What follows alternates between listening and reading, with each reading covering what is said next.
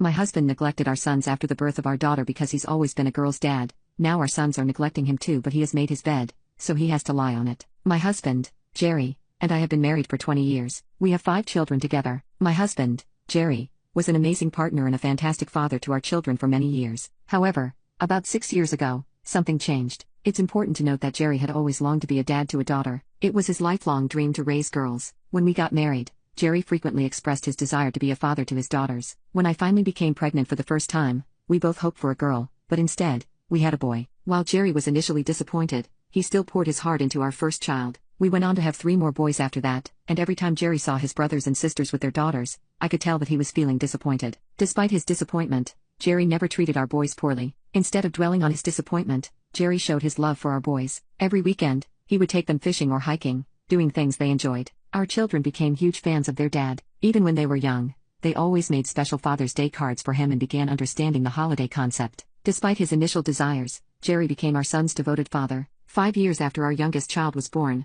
I unexpectedly discovered I was pregnant again. Unfortunately, this pregnancy was different and quite challenging for me, especially as I struggled with housework after 6 months. I felt ill most of the time. Jerry's mother arranged the baby shower as she always did, and it was a joyous occasion because we discovered we were having a girl. Jerry was so overjoyed that he shed tears of happiness and hugged me tightly. I was given extra care due to both my sickness and the fact that I was carrying a girl. I love all my children equally, but I couldn't help but notice a significant change in my husband after the birth of our first daughter, Ava. He began distancing himself from our boys, particularly our oldest son, Jeremy, who will turn 16 this year. The twins, Richard and Jake, are 13 years old, and the youngest, Archie, is just 11. Before Ava was born, Jerry was an active and engaged father to our boys, taking them on adventures and spending quality time with them. However, for the past 6 years, he has been emotionally and physically absent from their lives. I have tried my best to foster a healthy relationship between my husband and our sons, but unfortunately, my efforts have been in vain. He continuously refuses to divide his attention and affection between our boys and our daughter,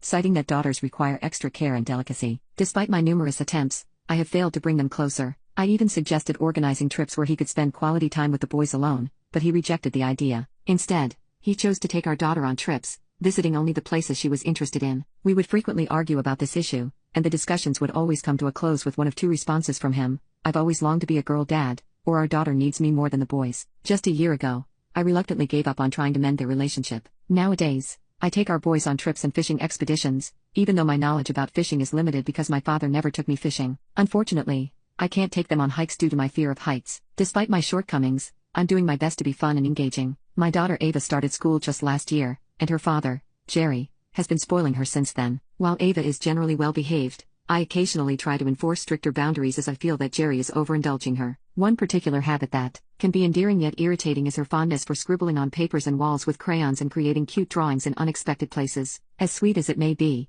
it can sometimes be exasperating. My eldest son, Jeremy, accompanied me in buying groceries one evening. When we returned home, the twins, Richard and Jake, remained there along with Ava. They didn't notice when Ava entered Jeremy's room and drew pictures of cats and dogs on his assignments and walls. Jeremy didn't express his irritation then but locked his door whenever he left the house. I thought my other children didn't quite enjoy Ava's company, although they never showed their annoyance directly. It seemed that they tolerated her solely because she was their sister. Recently, I argued with my husband regarding gifts. You see, Jerry typically buys gifts for special occasions. Just last month, we celebrated the birthday of my twin sons, and once again, Jerry bought a gift for our daughter Ava as well. This has become a habit of his. Whenever our son accomplishes something or has a birthday, he purchases a gift for our daughter, too, so she won't feel excluded. While I believe giving a gift to someone unrelated to the occasion might be somewhat excessive, I attempted to address the situation in a friendly manner. However, our conversation escalated into a tense argument late at night. It goes beyond just my husband. We spend Christmas with his parents and Thanksgiving with mine,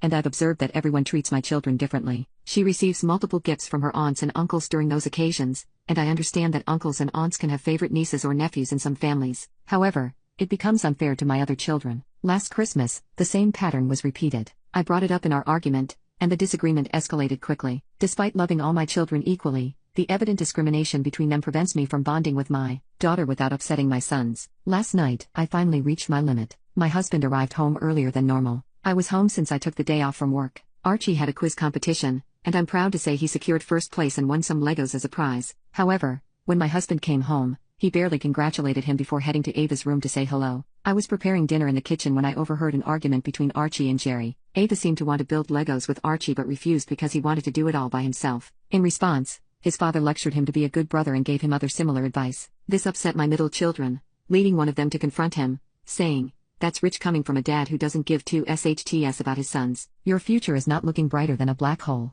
I was momentarily stunned, but I quickly composed myself when Jerry came to complain about our son's behavior. I told him bluntly, "You've made your bed, so lie on it." Though it must be painful to be called out by your children, he had it coming. While we've had a long and relatively smooth 20-year marriage, this issue has created tension. I don't wish to divorce him over this argument, as I want to create a happy and healthy environment for us all.